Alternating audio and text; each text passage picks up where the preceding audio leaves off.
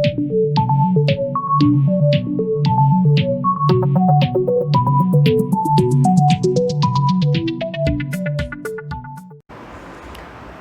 दोस्तों, स्वागत है आप सभी का study.com पर। study.com को सब्सक्राइब कर दीजिएगा आप सभी लोग। सबसे पहले तो जो अपना चैनल है, नाम क्या है, study.com है, और इस चैनल को क्या करना है, आपको सब्सक्राइब करना है इस चैनल को। उसके पश्चात देखिएगा हम आते हैं हमारी पढ़ाई पर। जो पिछली क्लास में हमने देखा था, पिछली क्लास में क्या पढ़ा था हमने कि ग्रीन हाउस इफेक्ट क्या होता है, ग्लोबल वार्मिंग क्या होता है, क्लाइमेट चेंज क्या होता है, वो सब हमने देखा था। उसके अलावा CO2 कहाँ से उत्सर्जित होती है, CH4 का उत्सर्जन कहाँ से होता है, वो सारी बातें हमने कर ली थी। आज हम एक नया इशू ले रहे हैं पर्यावरण प्रदूषण से जुड़ा हुआ, और इशू का नाम क्या है, उस मुद्दे का नाम है अम्ल वर्षा, एसिड रेन नाम है। अब देखिए एसिड रेन क्या होती है, तो मैंने आप सभी को बताया कि उद्योगों से, औद्योगिक कल कारखानों से, इंडस्ट्रीज से, या फिर नगरीकरण के दो कारण है। एक क्या है, उद्योग आपके, दूसरा क्या है, नगरीकरण है। इन दोनों कारणों से कुछ प्रदूषक गैसें कहाँ जाती है, वायुमंडल में जाती है। और वो प्रदूषक गैसें कौन कौन सी होती है, लाइक SO2 हो गया आपका, N2O हो गया, NO2 हो गया। ये वाली जो प्रदूषक गैसें हैं ये कहाँ जाती है, आपके वातावरण में जाती है। वातावरण में जाकर जो आपके जो वायुमंडल है, इस वायुमंडल में जाकर ये इकट्ठी हो जाती है। क्या हो जाती है, इकट्ठी हो जाती है। देखिए होता क्या है, जब ये इकट्ठी हो गई और जब बारिश का मौसम होता है आपका, बरसात का जब मौसम होता है, बादल आते हैं, तो ये गैसें, ये वाली गैसें किसके साथ मिलकर, जलवाष्प के साथ मिलकर। भाई जब बारिश का मौसम होगा तो क्या बादलों में जलवाष्प की मात्रा बढ़ेगी, वायुमंडल में जलवाष्प की मात्रा बढ़ेगी। तो उस समय देखिए होता क्या है, ये सारी गैसें जलवाष्प के में क्या होएगा, H2 होगा आपका, जल होगा, H2O होगा। तो ये गैस है, जैसे SO2 है आपकी, सल्फर डाइऑक्साइड है, ये आपके H2O जल के साथ मिलकर, इस गैस का नाम क्या है, सल्फर डाइऑक्साइड। और ये सल्फर डाइऑक्साइड H2O के साथ मिलकर, जल के साथ मिलकर क्या करती है, ये अम्ल का निर्माण करती है। नाम क्या है उस अम्ल का, H2SO4, सल्फ्यूरिक अम्ल। क्या नाम है उसका, सल्फ्यूरिक अम्ल है, H2SO4 नाम है। जैसे N2O गई अगर, तो N2O H2O के साथ मिलेगी तो ये अम्ल का निर्माण करती है HNO2, नाइट्रस अम्ल। और अगर NO2 जाती है, ये H2O के साथ मिलती है, जल के साथ, तो ये किसका निर्माण करती है, HNO3। और ये तीनों के तीनों, इसको बोलते हैं नाइट्रिक अम्ल, इसे बोलते हैं नाइट्रस अम्ल। और ये तीनों के तीनों जो अम्ल है, ये क्या है, ये प्रबल अम्ल है, आपके प्रबल अम्ल है, ये स्ट्रॉन्ग एसिड बोला जाता है। और ये प्रबल अम्ल है, इसे बोलते हो आप नाइट्रस ऑक्साइड।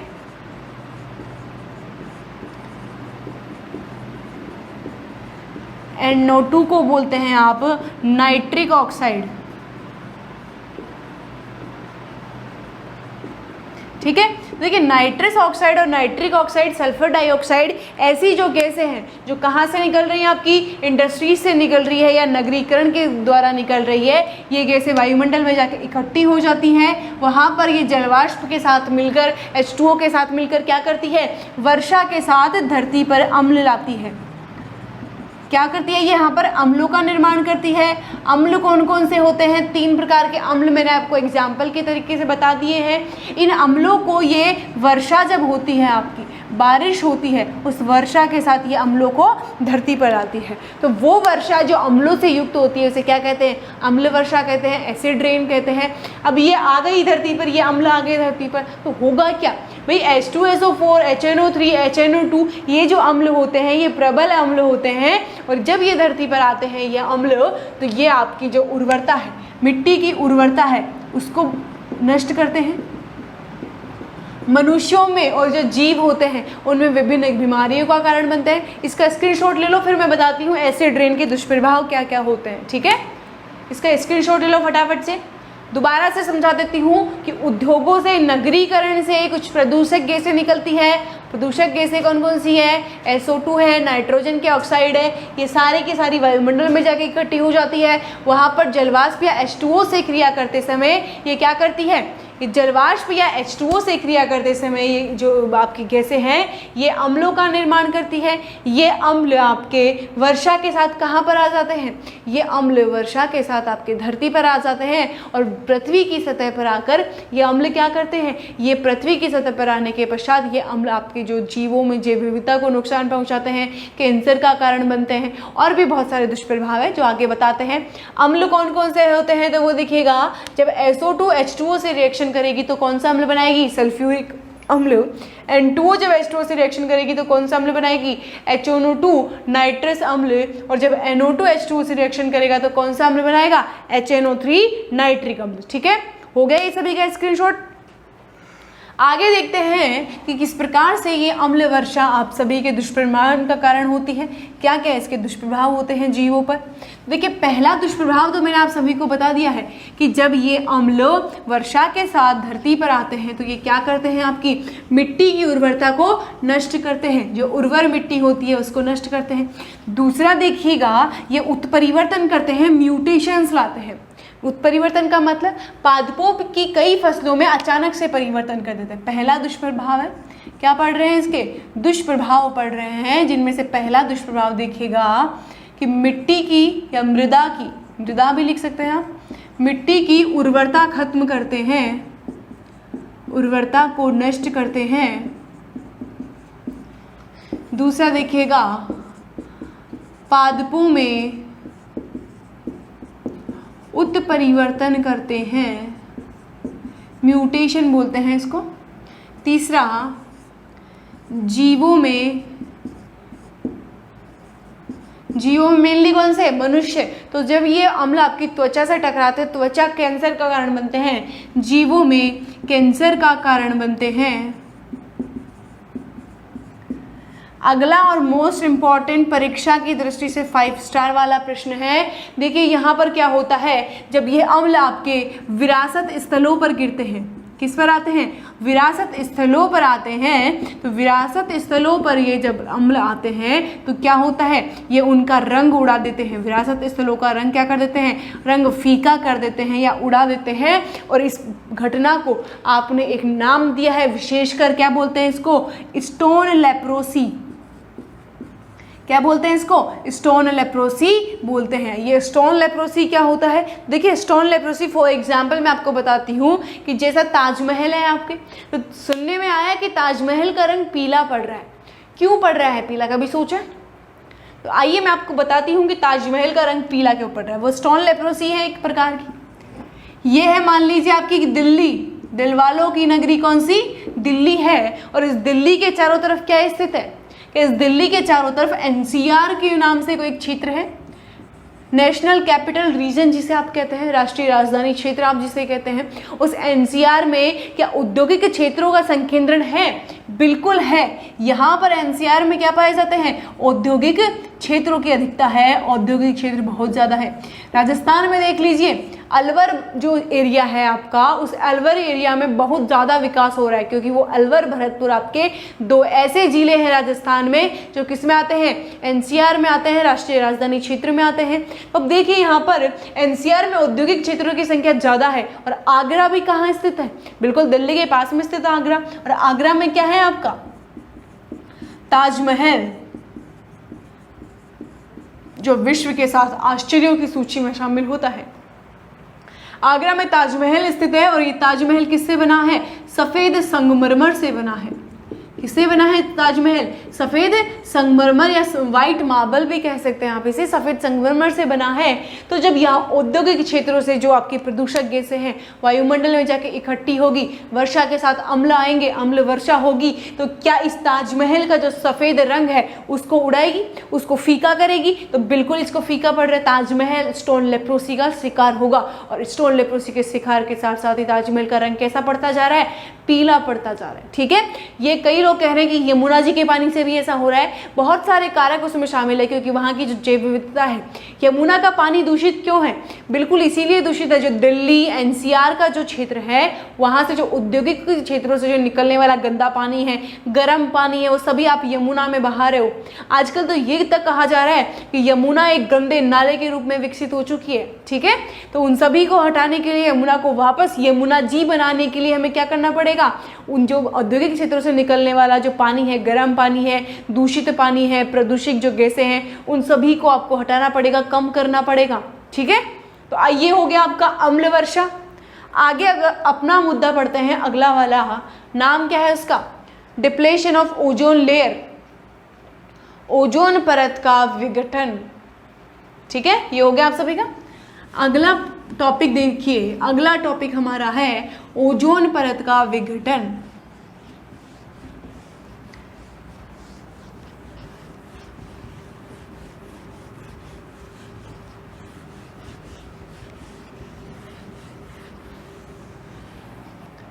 ठीक है, अगला पॉइंट देखिएगा, अगला पॉइंट है हमारा,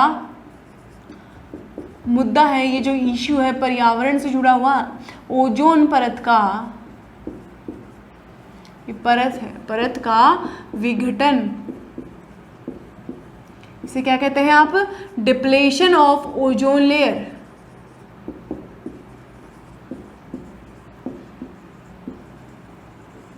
डिप्लेशन ऑफ ओजोन लेयर। ठीक है, ये तीसरा मुद्दा है। पहला ग्रीन हाउस प्रभाव था, दूसरा था आपका अम्ल वर्षा या एसिड रेन, और जो थर्ड मुद्दा है वो क्या है? तीसरा मुद्दा है आपका क्या? Depletion of ozone layer. अब मुझे सबसे पहले ये बताइए कि ओजोन लेयर पाई कहाँ जाती है? जब मैंने आपको वायुमंडल की परतें बताई थी तो उसमें बताया था कि ओजोन परत कहाँ पाई जाती है, तो ये पाई जाती है आपके समताप मंडल में, जिसे आप क्या कहते हैं? स्ट्रेटोस्फेयर कहते हैं। समताप मंडल में 22 से 35 किलोमीटर की ऊंचाई पर, किलोमीटर के मध्य ये पाई जाती है, एक परत के रूप में पाई जाती है। ठीक है, समताप मंडल में 22 से 35 किलोमीटर के मध्य पाई जाती है। और ओजोन होती क्या है? ओजोन क्या होती है? तो ओजोन का जो सूत्र होता है वो होता है O3, मतलब ऑक्सीजन परमाणु के 3 अणु मिलकर किसका निर्माण करते हैं? ऑक्सीजन के 3 परमाणु मिलकर ओजोन के एक अणु का निर्माण करते हैं। मतलब 3 बार आपको ऑक्सीजन के परमाणु लेने पड़ेंगे, तब जाकर क्या बनेगा? ओजोन का एक अणु बनेगा। ठीक है, तो ओजोन होती है O3, समताप मंडल में 22 से 35 किलोमीटर के मध्य पाई जाती है। और इस ओजोन को आप, ओजोन परत को क्या कहते हैं आप? पृथ्वी का सुरक्षा कवच। ओजोन परत को क्या कहते हैं? पृथ्वी का सुरक्षा कवच, या फिर कह सकते हैं कि पृथ्वीवासियों का सेफ्टी गार्ड। ये क्वेश्चन आए हुए हैं बिल्कुल कि पृथ्वीवासियों का सेफ्टी गार्ड किसे कहते हैं? सेफ्टी गार्ड या सुरक्षा कवच आप कह सकते हैं, किसे कहते हैं? ओजोन परत को कहते हैं। क्यों कहते हैं? क्योंकि ये पराबैंगनी किरणों का, कहाँ से आ रही है पराबैंगनी किरणें? सूर्य से आ रही है, तो पराबैंगनी किरणों का अवशोषण करती है। क्या करती है ये? पराबैंगनी किरणों का अवशोषण करती है। कौन करती है? आपके पराबैंगनी किरणों का अवशोषण करती है आपकी ओजोन परत। ठीक है, तो ये तो हो गया ओजोन परत क्या क्या काम करती है। ओजोन क्या होती है, कहाँ पाई जाती है, इसके अलावा एक काम क्या करती है, इसे क्या बोलते हैं। अब देखते हैं कि इसका विखंडन किस कारण से हो रहा है। तो देखिए, इसका विखंडन के कारण के लिए जिम्मेदार है प्रशीतक गैसें। क्या है? प्रशीतक गैसें, जिन्हें आप क्या कहते हैं? कूलिंग गैसें। ये प्रशीतक गैसें क्या होती है? जो आपकी कूलिंग सिस्टम से निकलती है, जो आपकी प्रशीतक प्रणाली है, कूलिंग सिस्टम जो आपका है, फॉर एग्जांपल रेफ्रिजरेटर हो गया, फ्रीज जिसे आप कहते हैं, उसके अलावा आपके एसी वगैरह हो गए, इन सभी प्रणालियों से क्या निकलती है? कूलिंग सिस्टम का मतलब जो आपको ठंडा करती है। ठीक है, तो कूलिंग सिस्टम से जो निकलने वाली गैसें हैं उन्हें क्या कहते हैं आप? प्रशीतक गैसें कहते हैं। और वो गैसें कौन कौन सी होती है? तो देखिएगा, CFC, एक गैस का नाम क्या है? CFC, दूसरी का नाम है CCl4, तीसरी का नाम है CH3Br, चौथी का नाम है CH3I। ठीक है, 4 गैसें मैंने आप सभी के सामने लिखी है, इनका पूरा नाम भी मैं आपको बता देती हूँ। प्रशीतक गैसें हैं कुछ। CFC को आप कहते हैं क्लोरोफ्लोरोकार्बन। CFC का पूरा नाम क्या है? क्लोरोफ्लोरोकार्बन। CCl4 का नाम है कार्बन टेट्राक्लोराइड। क्या नाम है? कार्बन टेट्राक्लोराइड नाम है। CH3Br का नाम क्या है? Methane bromide. क्या नाम है? मीथेन ब्रोमाइड इसका नाम है, और इसका नाम है मीथेन आयोडाइड।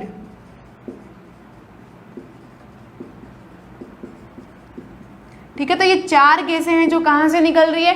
पृष्ठक प्रणालियों से निकल रही है, जो क्या है? ओजोन परत के लिए जिम्मेदार गैसें हैं। यहां पे मैं लिख देती हूं कि ओजोन परत के विखंडन हेतु जिम्मेदार गैसें। ठीक है, और वो कौन सी है? प्रेषितक गैसें हैं। कूलिंग सिस्टम से ये निकलती है, आपका जो रेफ्रिजरेंट सिस्टम होता है वहां से। CFC, CCl4, CH3Br, CH3I। ठीक है, ये 4 प्रकार की गैसें हो गई आपकी। इसका स्क्रीनशॉट ले लीजिए। और बच्चों साथ ही आपको एक काम करते रहना है, जो अपना चैनल है study.com, उसको सब्सक्राइब करना है, वीडियो को क्या करना है? लाइक करना है। ठीक है, इसका स्क्रीनशॉट ले लीजिए आप फटाफट से। ठीक है, आगे देखिएगा कि ये होता कैसे है, कि ओजोन परत का विखंडन ये गैसें किस प्रकार से करती है, वो प्रक्रिया देखेंगे हम। देखिए, ओजोन परत जो होती है आपकी, वो किससे मिलकर बनी होती है? ओजोन के अणुओं से। ओजोन के अणुओं में क्या पाया जाता है? ऑक्सीजन पाया जाता है। तो देखिए, ये है आपकी क्या? ओजोन परत। ये 22 से 35 किलोमीटर के मध्य समताप मंडल में पाई जाती है। अब देखिए, इसमें क्या है? ओजोन है आपके। ठीक है, तो जैसे ही पराबैंगनी किरणें आती है, ये जो ओजोन का एक अणु है, ये किस में टूटता है? ऑक्सीजन में, प्लस एक नवजात ऑक्सीजन का निर्माण करता है। किसका निर्माण करता है? नवजात ऑक्सीजन का निर्माण करता है। ये प्रक्रिया कब होती है? जब ओजोन पर क्या गिरती है? पराबैंगनी किरणें। ओजोन के अणु पर जब अल्ट्रावायलेट रेज आती है, तो ये किस में टूट जाता है? ऑक्सीजन के एक अणु में और एक नवजात ऑक्सीजन में टूट जाता है। अब यहाँ पर देखिएगा, ये जो ओजोन का चक्रण है, ये दोनों पुनः मिलकर क्या बना लेते हैं? ओजोन बना लेते हैं। तो ये जो प्रक्रिया होती है, इसे क्या कहते हैं आप? ओजोन का चक्रण कहते हैं, या ओजोन का पुनर्चक्रण कहते हैं।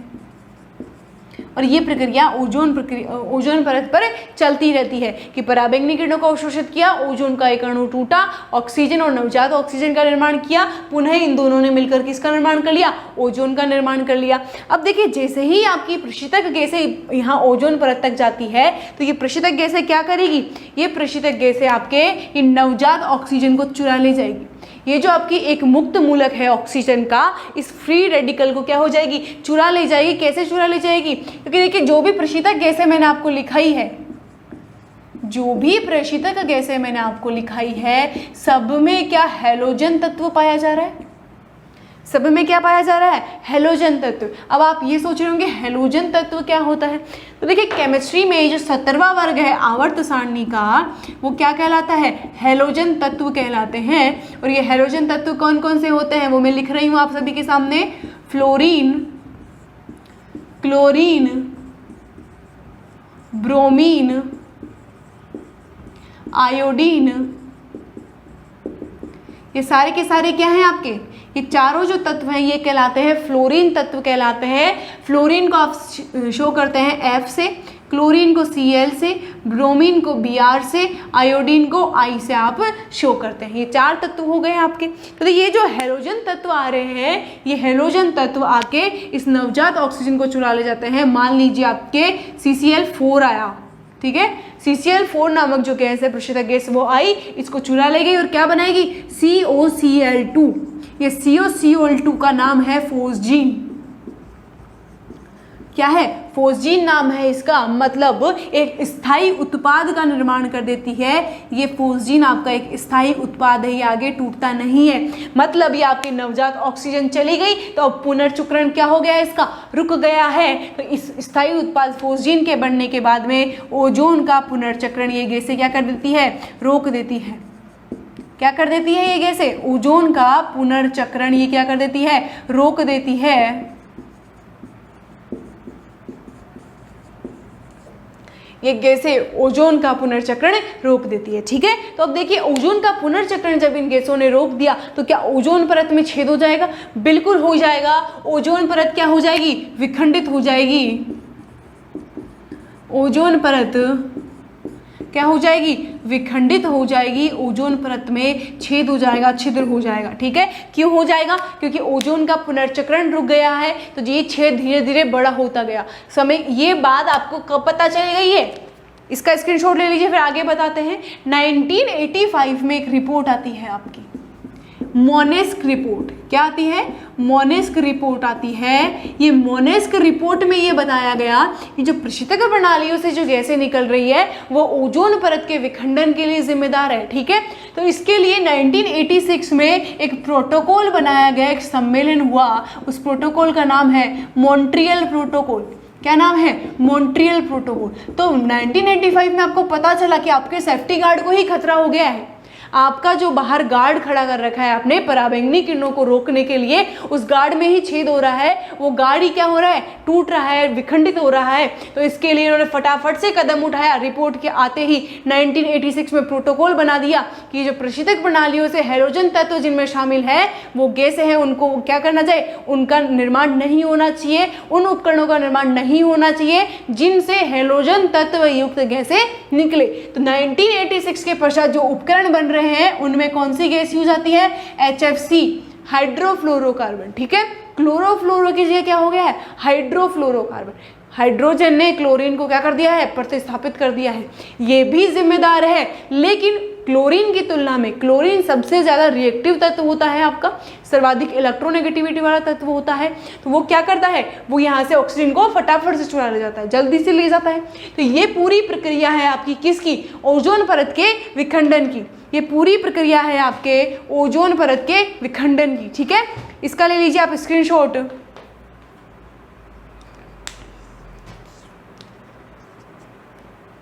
ये पूरी प्रक्रिया है आपके ओजोन परत के विखंडन की।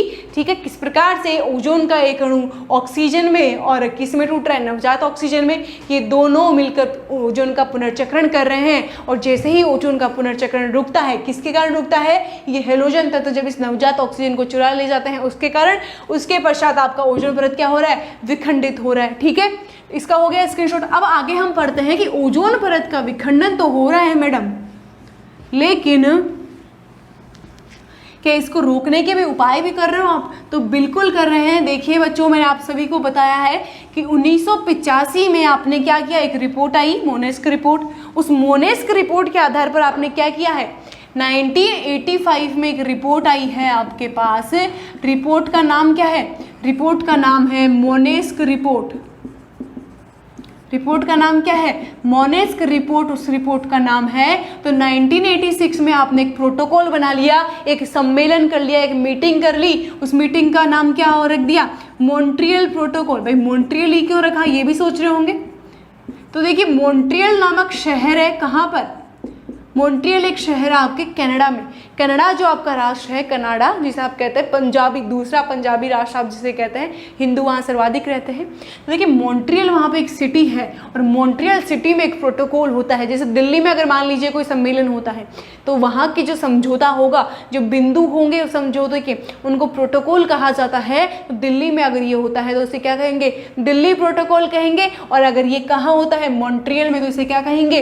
Montreal protocol. इस मॉन्ट्रियल प्रोटोकॉल के बाद में जितने भी आपके उपकरण आते हैं, उन सभी उपकरणों से प्रशीतक उपकरण जो कूलिंग सिस्टम में काम में आते हैं, उनसे हैलोजन युक्त जो गैसें हैं आपकी, उनके निवारण को रोका गया, उनको कम किया गया ताकि कम से कम उत्सर्जित हो हैलोजन गैसें।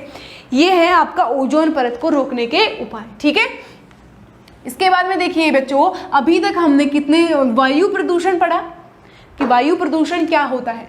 उस वायु प्रदूषण पर, वायु प्रदूषण के कारण पढ़े, उसके मुद्दे पढ़े। ठीक है।